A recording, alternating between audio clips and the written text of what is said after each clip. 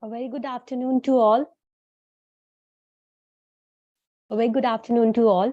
So today we are going to discuss biotechnology and applications.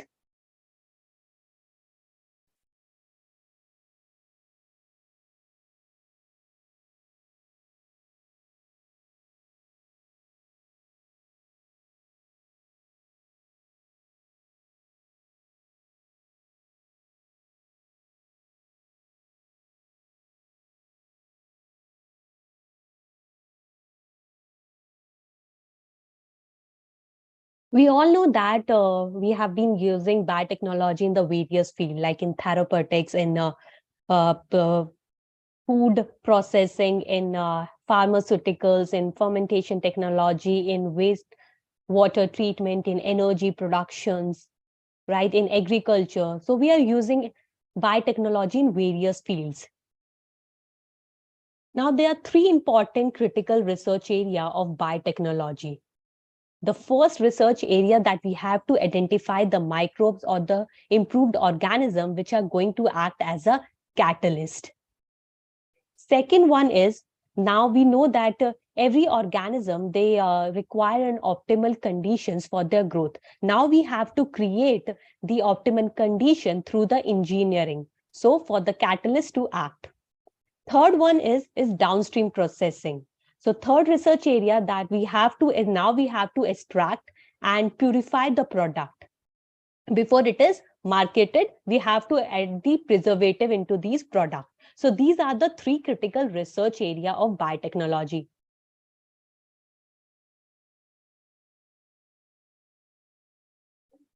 Next one is the application of biotechnology in agriculture.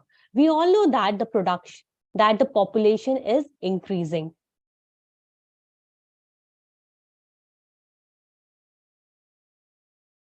We all know that the population is increasing, and as the population is increasing, the demand for food also increases, but the production of the food is low. We can increase the production of the food by using agrochemical based agriculture, the agriculture in which we used chemicals. Second one is organic agriculture, which is an eco-friendly agriculture in which we use biofertilizers. Third one is genetically engineered crop-based agriculture, in which we use genetically modified crops.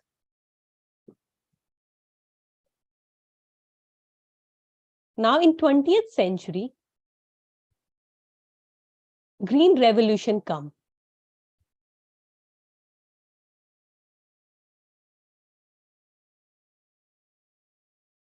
And in the Green Revolution, the production of the rice and the wheat had increased tremendously. It has increased up to triple, that is 3x. And why it is increased? Because in Green Revolution, they use the high yielding variety. They use the improved variety of the plant. Second, they use proper management skill. Example like irrigation. They used a large amount of the agrochemicals like pesticides, fertilizers. Because of these three, like high yielding variety use, better management, and use of agrochemicals, the production of the food has increased tripled by triple. It has increased by triple. But there are some disadvantages of this. Number one disadvantage is the improved variety. They cannot grow in all the countries. They are specific. They can grow in the specific countries, like they can grow only in Mexico or the Indian subcontinental. They cannot grow in all the countries. So this is the one disadvantage. Second disadvantage is that these improved variety, they cannot breed by conventional method. Third disadvantage is that we are using a large amount of agrochemicals, and these agrochemicals or the pesticides or insecticides, they are harmful for the humans and as well as for the environment. So these are the three disadvantages of the Green Revolution.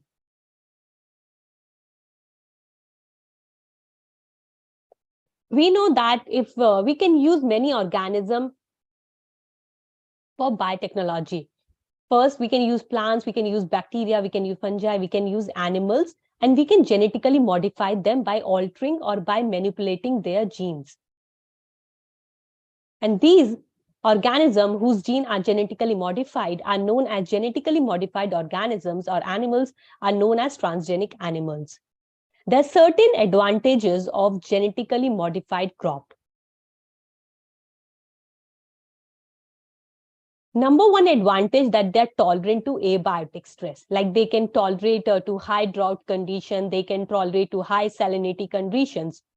So these genetically modified crop, they are tolerant, or they can withstand or overcome the abiotic stress. Second advantage is that these genetically modified crops, they are less dependent on pesticides. For example, BT cotton. BT cotton is a pest resistance plant. That means the pest, they cannot harm the cotton because it's a genetically modified cotton. It's a BT cotton.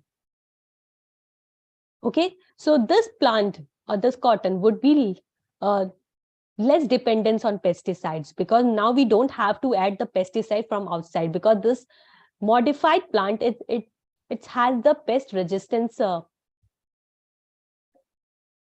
characteristics. Okay. Third is that genetically modified crops, they reduce the post harvest loss. Example of this is flavor saver tomato. We can reduce the post harvest loss by increasing the shelf life of the fruits or vegetable. These genetically modified crops, they increase the efficiency of mineral usage by plants. Last one is the product or the food which are formed by these genetically modified crops, they have a high nutritional value. Example of this is golden rice.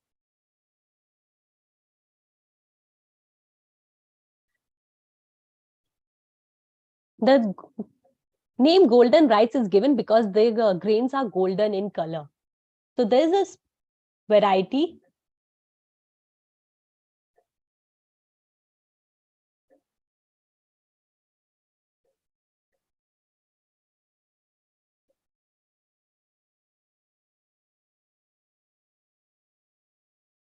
Daffodil Narcissus and Pseudo Narcissus.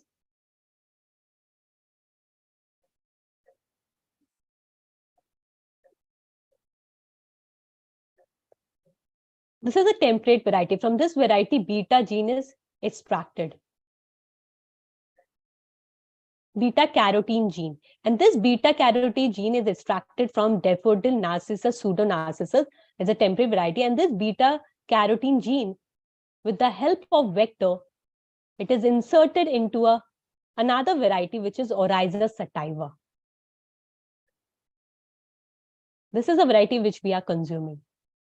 So now this beta carotene gene is inserted into the Oryza sativa. Now the Oryza sativa contains the beta carotene gene.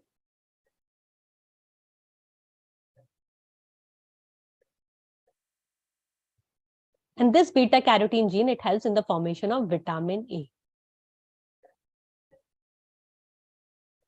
So this variety is known as now golden rice. And golden rice, it has the high concentration of vitamin A.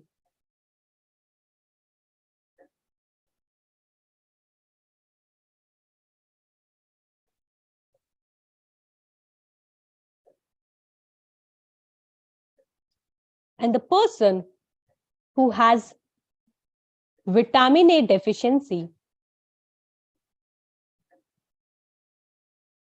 the disease is known as night blindness. Remember this.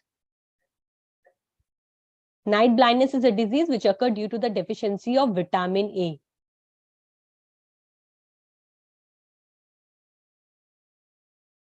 Next one is the pest resistant plants, BT. So here we are using a bacteria which is Bacillus thuringiensis.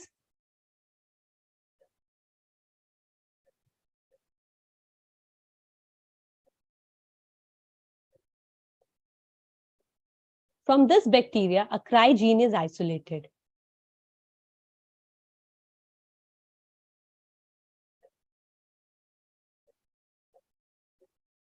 This cry gene through the vector is inserted into the plant. Now these plants are modified. The cry gene, it produces a toxin which is known as protoxin. But this toxin is in the inactive form.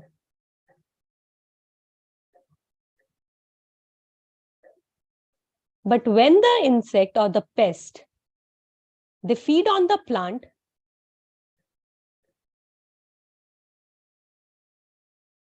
and when this protoxin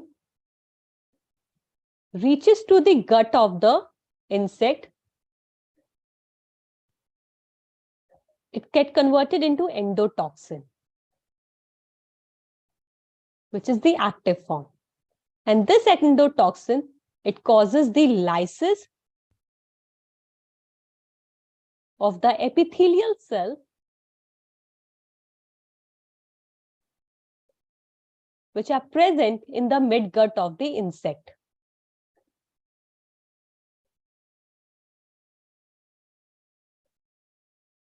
For example, this is a midgut of the insect.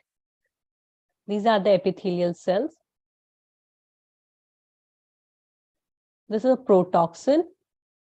This protoxin is now converted to endotoxin, which is the active form of the toxin. And this endotoxin will cause the lysis of the cell of these epithelial cells which are present in the midgut of the insect, and causes it ultimately lead to the death of the insect.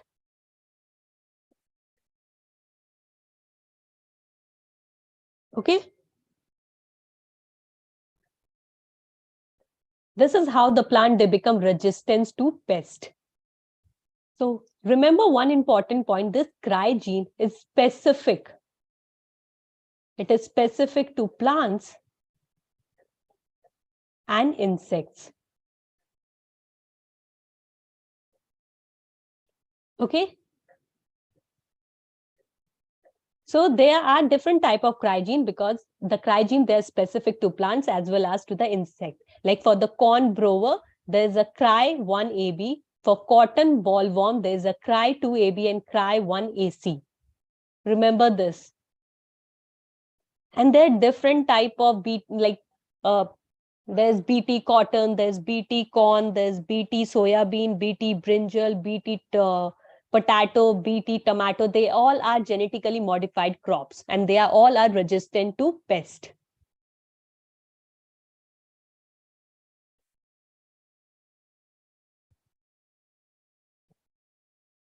We can also make the plant pest resistance by RNAi. RNAi is the RNA interference.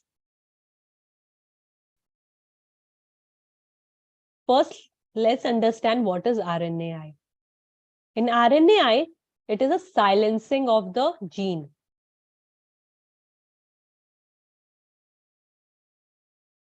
We know that from DNA, mRNA is synthesized, and the process is known as transcription.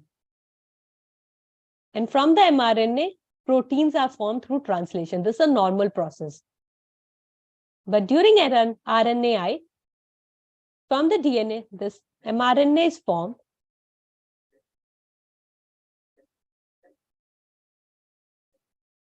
And this, let me draw it with the other color.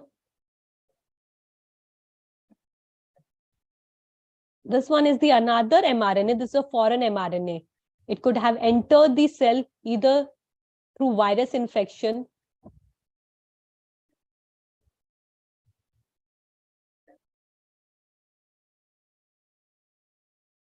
so this mRNA and this mRNA, they are complementary and they will form a double-stranded mRNA.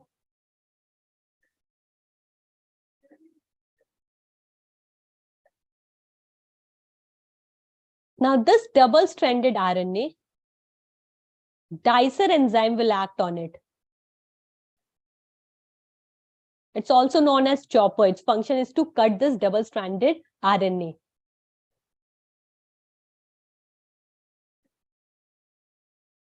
So dicer enzyme, it has chopped this double-stranded RNA. Now these are known as siRNA. Si means small interference RNA. Now, when this siRNA are formed, now another enzyme or the complex get activated, which is known as RISC. And the full form of RISC is RNA-induced silencing complex. This RISC will use one RNA as a guide RNA. This is the complex. It will use only one RNA as the guide RNA. So this is the guide RNA. And this guide RNA will be complementary to the viral mRNA. So when this guide RNA, we know that it is complementary to the viral mRNA. So it will bind to the viral mRNA and it will cleave the RNA of the virus. So the virus will not be able to infect the host cell. This is how we silence the gene.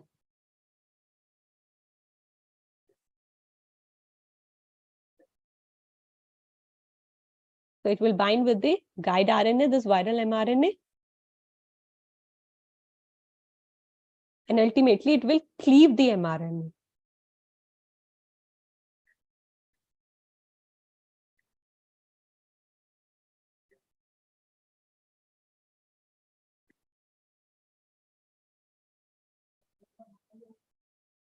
And ultimately, it leads to silencing of the gene. So there's one plant, tobacco. In tobacco, there's a nematode.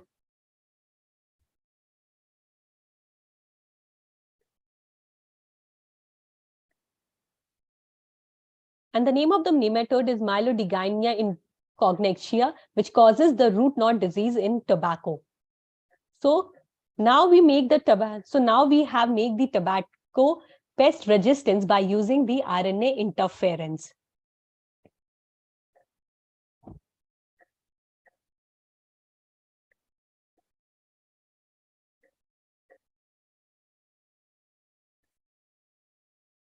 This is a tobacco plant.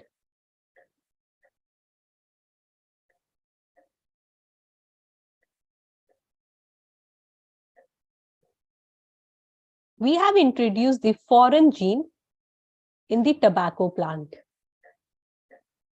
And we have introduced in such a way that this foreign gene can form both sense RNA as well as the antisense RNA.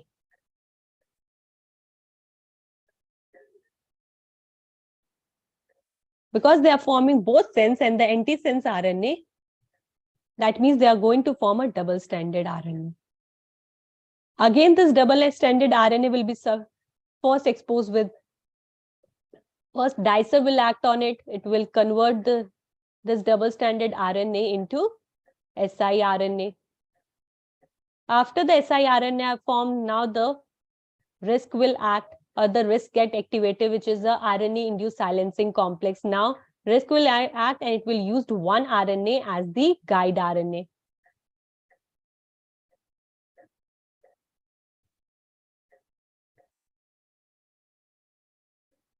Right?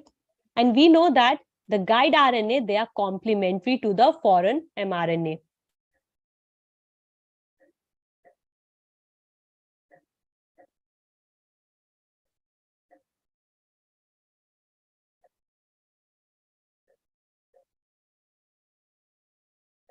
So when the nematode, this is a nematode.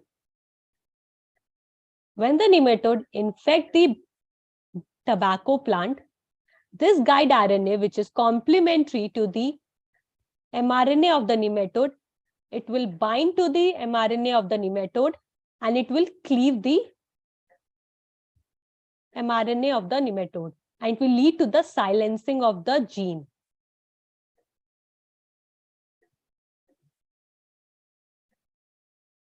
So this nematode will not, or the pathogen will not be able to infect the host, which is the tobacco plant, or this nematode will not be able to cause the root knot disease in the tobacco plants, because now the tobacco plants, they have genetically modified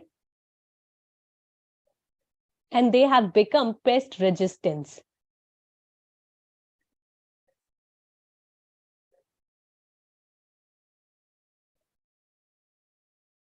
Moving next, we are going to discuss the recombinant therapeutics. Therapeutics are, for example, if a person is suffering from diabetes or type 1 diabetes, and this person is not be able to synthesize the insulin.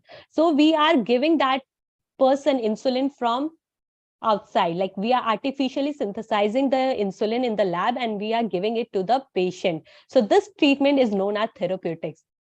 So recombinant therapeutics, in which the recombinant recombinant DNA are used, and from the recombinant DNA we are forming the recombinant protein. These are known as recombinant therapeutics.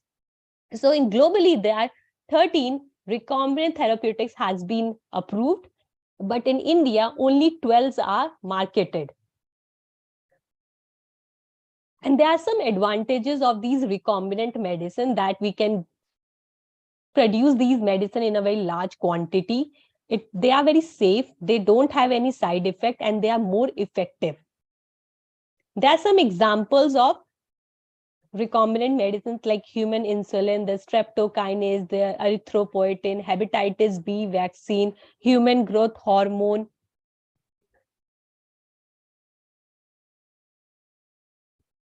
human interleukin, there's a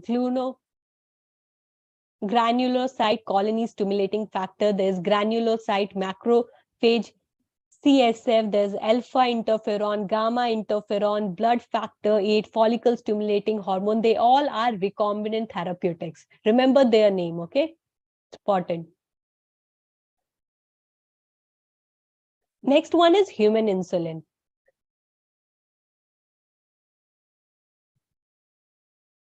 We know that the insulin, they are secreted by the beta cells of pancreas.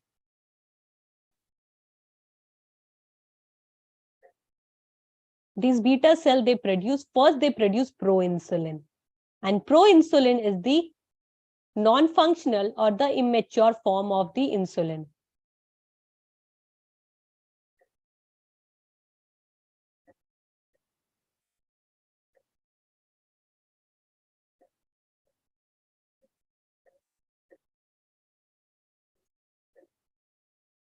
Now this proinsulin consists of 3 peptides. There's A, B, and C peptide.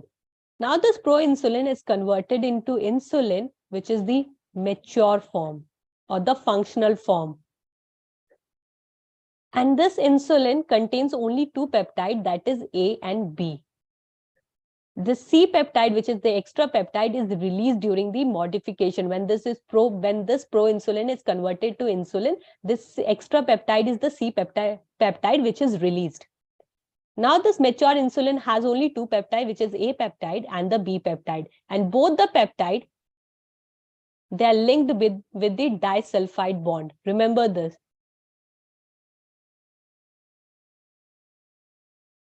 We know that the insulin is a peptide hormone.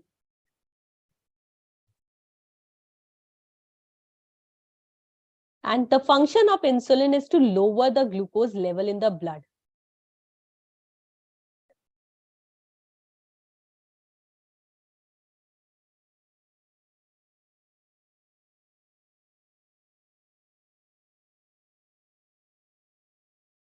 So when the person is suffering from diabetes or diabetes mellitus, the insulin level decreases and the condition is known as hyperglycemia. Hyper means high, glycemia means glucose. That means in the blood, the glucose level increases and the condition is known as hyperglycemia. So earlier, there were treatments were given to treat the hyperglycemia. First treatment was that insulin was extracted from the pancreas of the slaughtered cows and pig. And then this insulin from the cows and pig, they are inserted into the human. But the humans, because for human, this insulin is a foreign insulin. Okay, so the humans, they show allergic reaction to this insulin. So first treatment was discarded. Later it was discarded or rejected. Second treatment is oral insulin is given, but this oral insulin get digested in the stomach. So this treatment is also rejected. Third treatment, very important. In 1983, there is a company, American company, which is Eli Lilly. They took 2 DNA. Let's say this is DNA 1 and this is DNA2. This DNA code for A peptide and this DNA code for B peptide.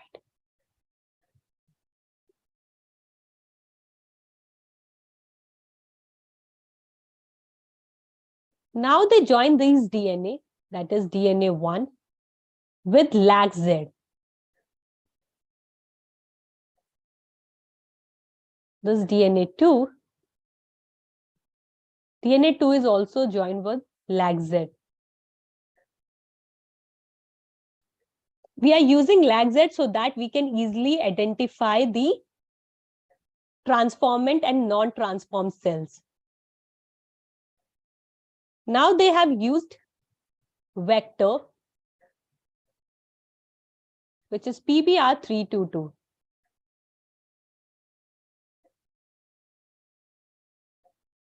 Remember this, that they use separate vector for DNA1, one vector, for DNA2, second vector. So they use a separate vector for both the DNA.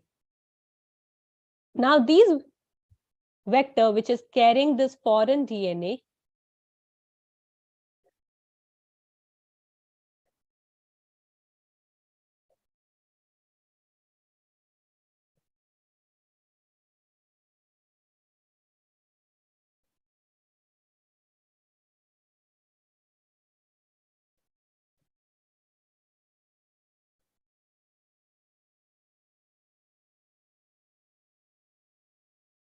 now these vectors which are carrying the foreign DNA, they are inserted into the host cell, which are E. coli.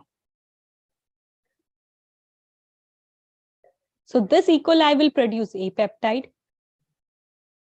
This E. coli will produce B peptide. So they take this A peptide, they take this B peptide, and they modified it. So we'll get the insulin.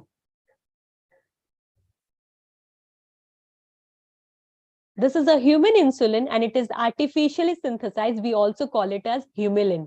Okay.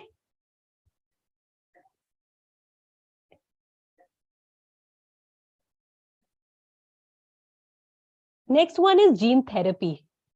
Gene therapy is a technique where we remove the defective genes with the healthy one.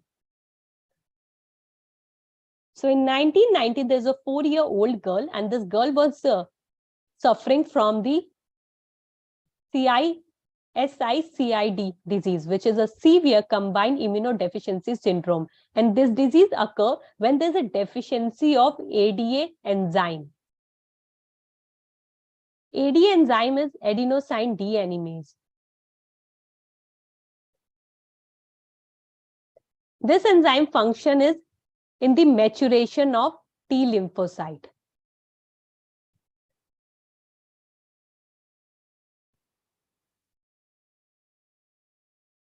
So if this girl having a deficiency of this enzyme, which is ADA. So if this enzyme is not formed, that means the T lymphocyte will not undergo maturation. If T lymphocytes are not getting mature, that means it is going to affect the immune system to a greater extent. So this girl, they had a non-functional immune system.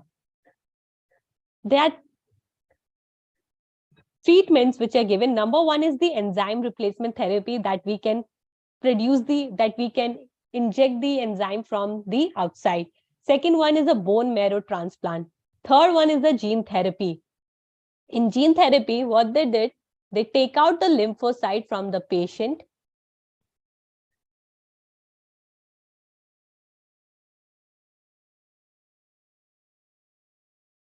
And these lymphocytes are given a functional gene, which is the ADA gene. When these lymphocytes, they get the functional gene, now these lymphocytes carrying the functional gene, again, they are injected into the patient. This is what we call gene therapy. But all these treatments, they are not permanent, they are temporary. Permanent treatment would be if we give this functional gene of ADA at the embryonic stage. Okay? That would be the permanent cure of this disease.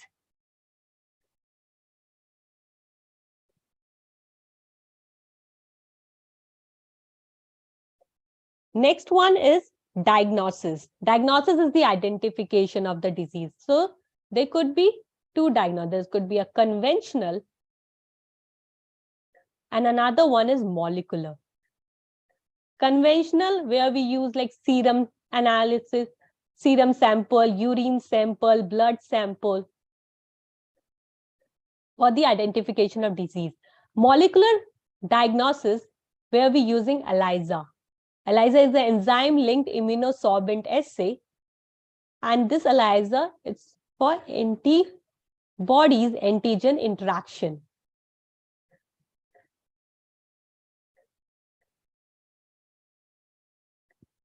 Second would be PCR.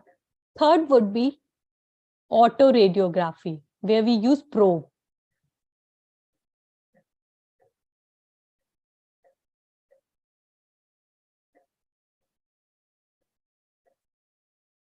In ELISA, for example, this is a ELISA plate. These are the wells.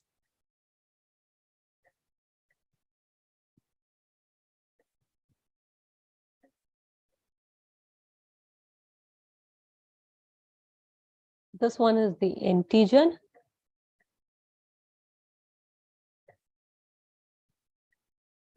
First in the ELISA, first will bind the primary antibody. This is the antigen.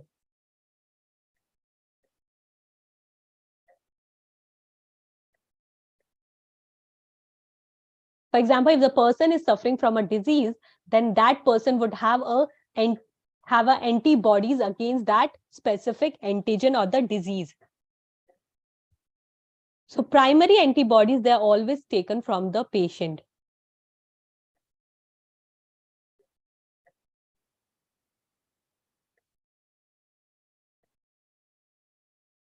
Now to the primary antibodies, secondary antibody will come and bind. These are the secondary antibodies.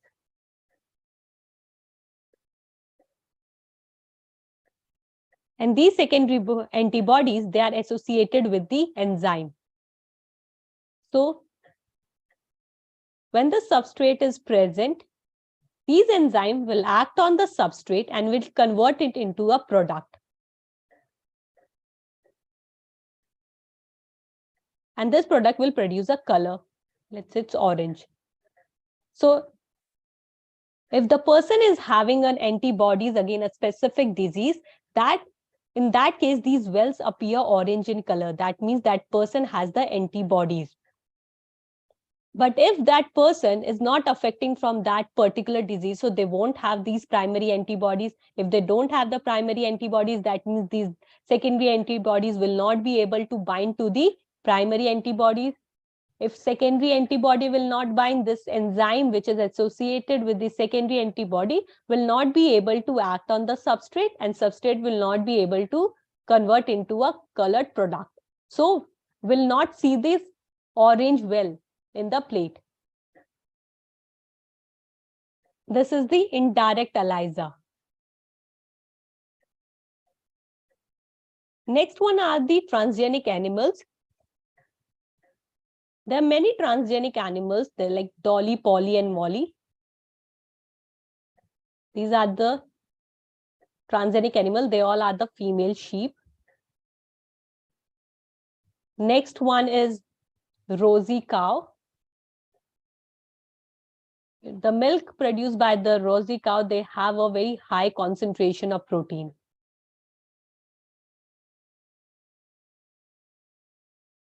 And the name of the protein is alpha-lactalbumin. Remember this name, it's important.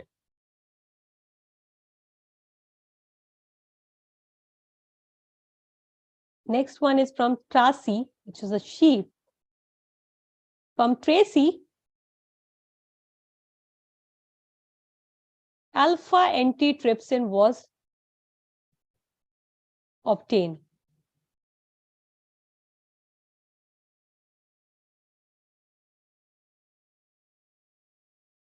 So this alpha antitrypsin help in the treatment of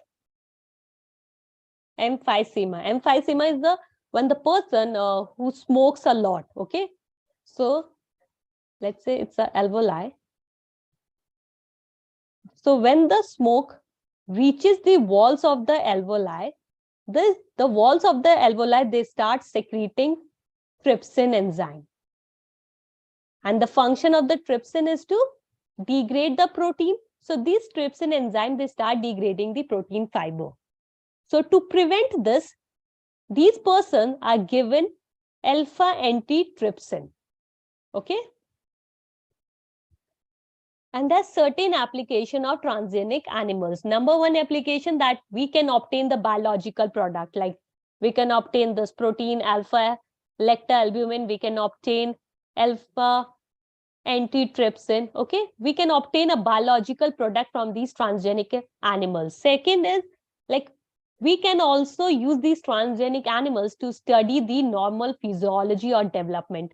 We can use these transgenic animals to identify the disease or to study the disease. We can also use these animals for chemical testing. So these are the different application of transgenic animals. Next one are the ethical issues. So ethics means rules. Okay, so the bioethics. Bioethics are the rules and regulations or the standards which are set in the biological world. So there's an organization which is a genetic engineering approval committee. This organization decides whether the research is whether this particular research will carried out or not. Okay, for example, if some people are working on a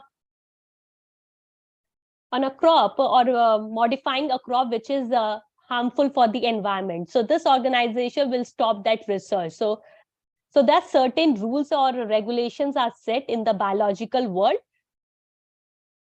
and these are known as bioethics. Biopatents are the rights which are given to the inventor by the government. Third one is the biopiracy. Biopiracy is the use of bioresources by the multinational companies or the other organization without the proper authorization. Okay, that means, for example, you are exploiting the bioresources of other nation without their permission, like without their proper authorization. This is known as biopiracy. For example, in 1997, there's an American company there which crossed the Indian basmati rice with the semi-dark variety, and they formed a new rice variety and they claimed it as their invention or novelty. This is the biopiracy. Okay.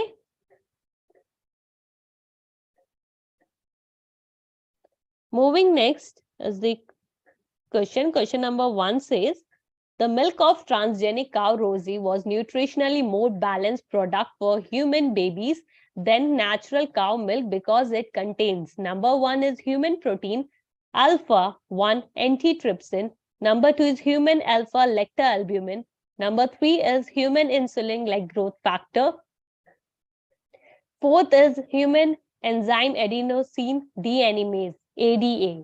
What do you think? What will be the correct option?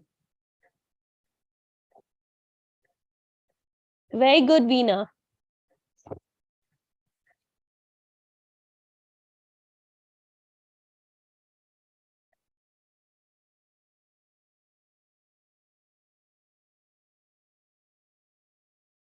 Very good, Mohina.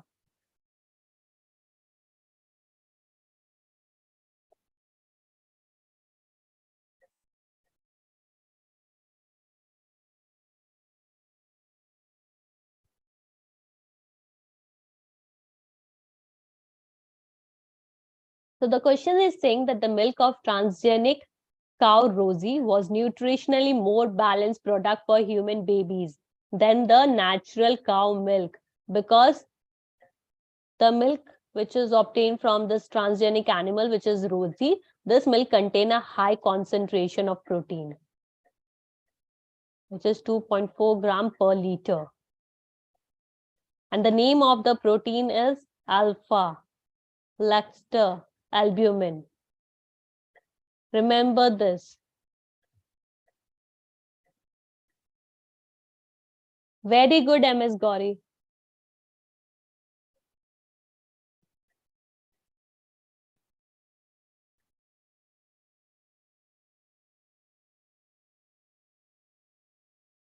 Question number 2 says, in RNAi, the gene are silenced using double-stranded RNA, single-stranded DNA, single-stranded RNA, or double-stranded DNA.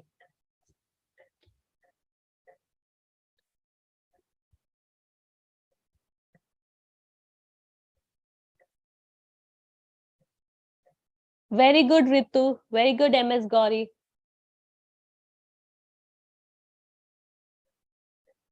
Very good, Veena.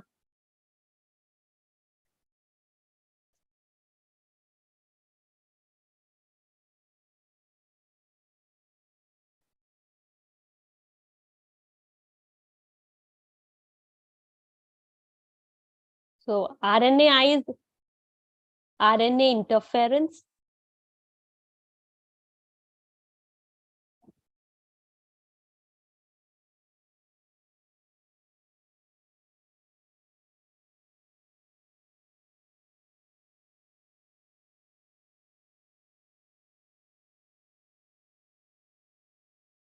So in RNAi, the genes are silenced using double-stranded RNA.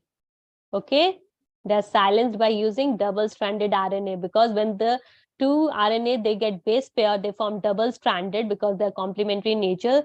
If they get base pair and they get joined together, then they form a double-stranded RNA. And this double-stranded RNA, we know that ribosome, they only act on a single-stranded RNA, right? They won't act on the double-stranded RNA. So the gene would get silenced because this RNA will not be able to go for translation. And now in this case, the dicer or the RISA complex will get activated and they will cleave the foreign RNA. Question number 3 says, given below are two statements. One is labeled as assertion and the other one is labeled as reason. Assertion: in human being, the insulin is synthesized as prohormone, which need to be processed before it become fully mature and functional. Reason says the extra stretch of C-peptide is to be removed from A peptide and B peptide chain of insulin. In the light of the above statement, choose the most appropriate answer from the options given below. Option 1 says that A is not correct, B is correct. Option 2 says both A and R are correct, and R is the correct explanation of A. Option 3 says both A and R are correct, but R is not the correct explanation of A. And fourth says that A is correct and R is not correct. What do you think? What will be the correct option?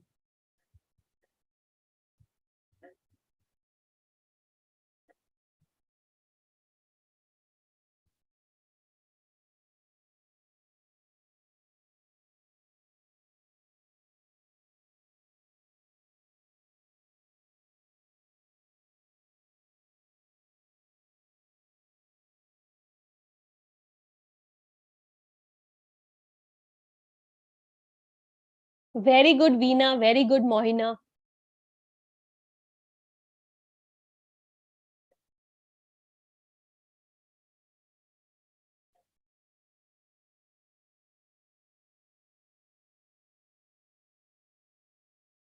We know that the beta cell of pancreas, they secrete insulin. First, the insulin is in the form of proinsulin, which is the non-functional form or the inactive form.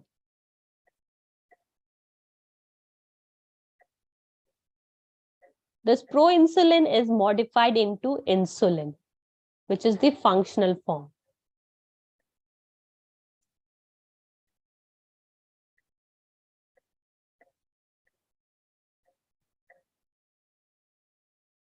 They have written this term pro-hormone because we know that insulin is a hormone.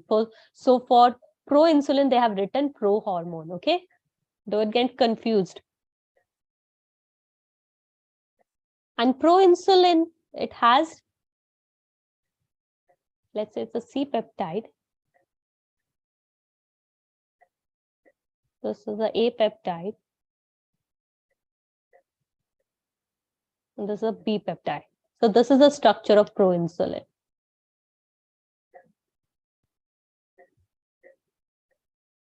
Now this proinsulin undergo modification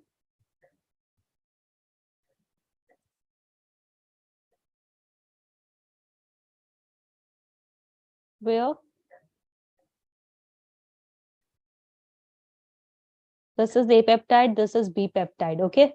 This form the insulin because insulin contains A peptide and B peptide. And this is a C peptide which is released during modification. Remember this, that C peptide is the extra peptide. And the proinsulin consists of A, B, and C. But insulin consists of only A peptide and B peptide. And the question and the assertion is saying that in human being, the insulin is synthesized as prohormone, yes, which need to be processed before it become fully mature and functional, yes, because proinsulin is the inactive form. We have to convert this proinsulin into insulin. So it undergo modification to become functional. Reason says the extra stretch of C peptide is to be removed from A peptide and B peptide chain of insulin. Yes,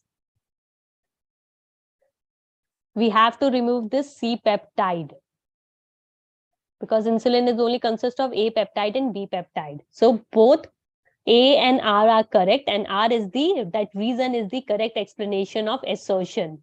So option 2.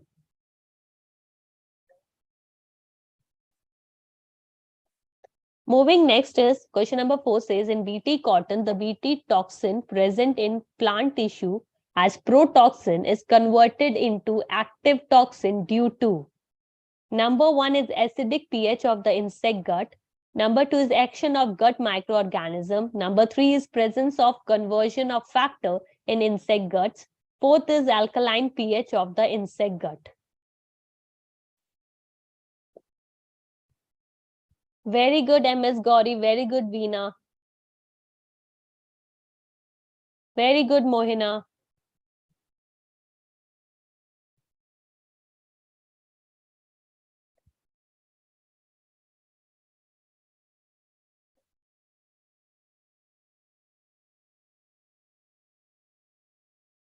Very good, Ritu.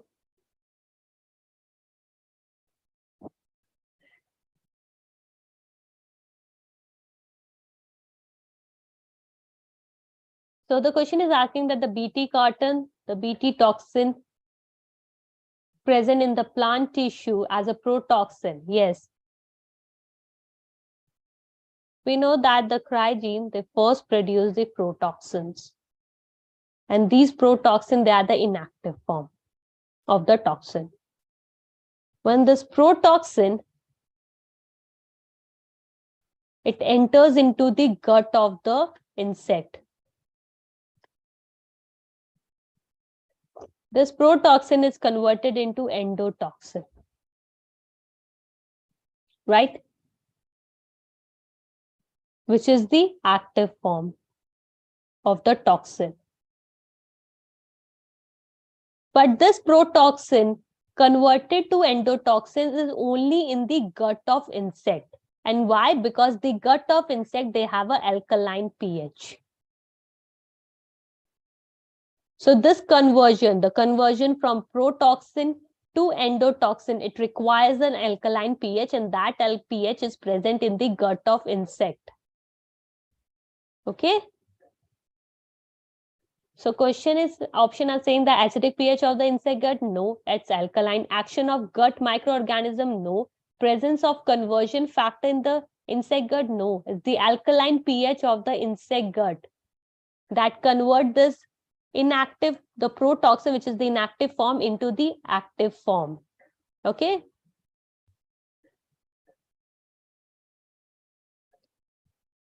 Question number 5 says the exploitation of the bioresources of a nation by a multinational companies without authorization from the concerned country is referred to as.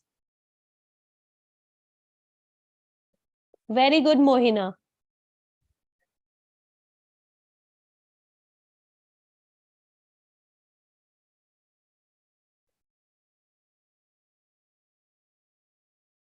Very good, Veena. Very good, MS Gauri.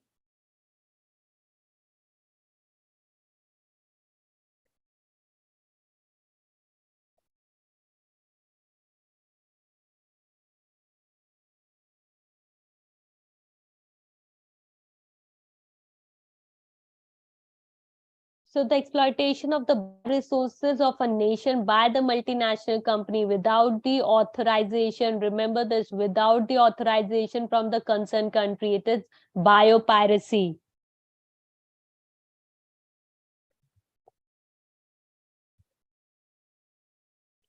Very good, Ritu.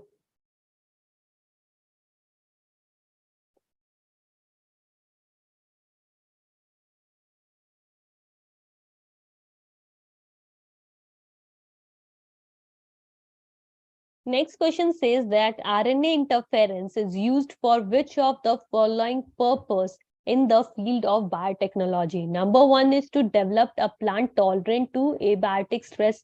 Second is to develop a pest resistant plant against the infestation by nematode. Third is to enhance the mineral usage by the plant. And fourth one is to reduce the post-harvest losses. RNA interference is used for which of the following purpose? Quickly answer. Very good, Veena.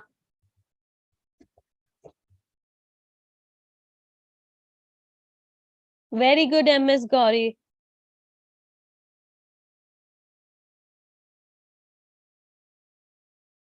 Very good, Mohina.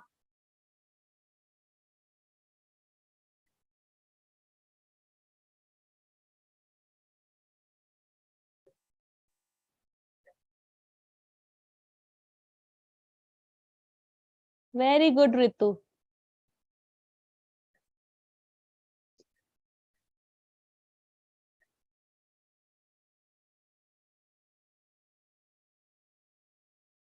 So the question is saying that RNA interference is used for which of the following purpose in the field of biotechnology?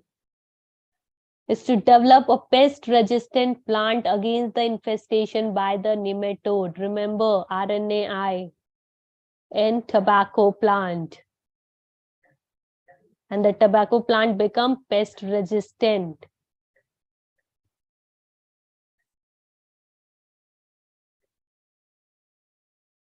Here the pest is nematode. Remember this. So the correct option is second.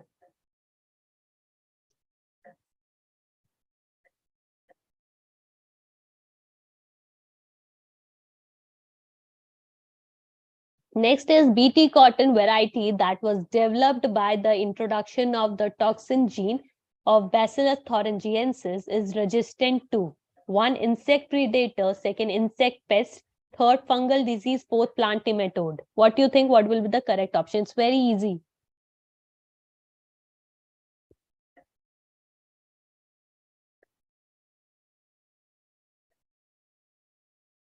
Very good, Veena. Very good, MS Gauri. Today you all are doing a great job.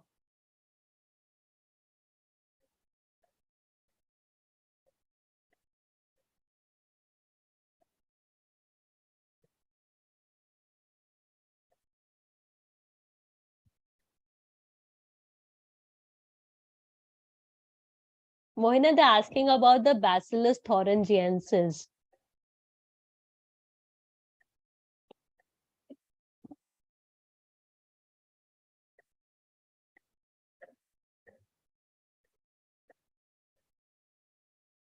Yes, very good, Moina. Very good, Ritu.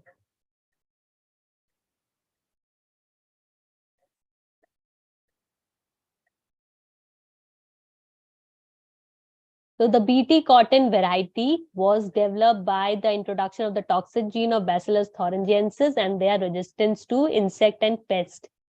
Remember this, the pest.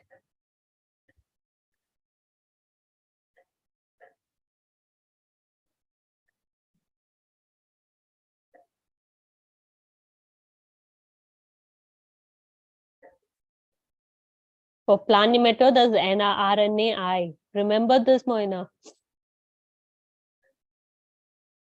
I hope it is clear to everyone.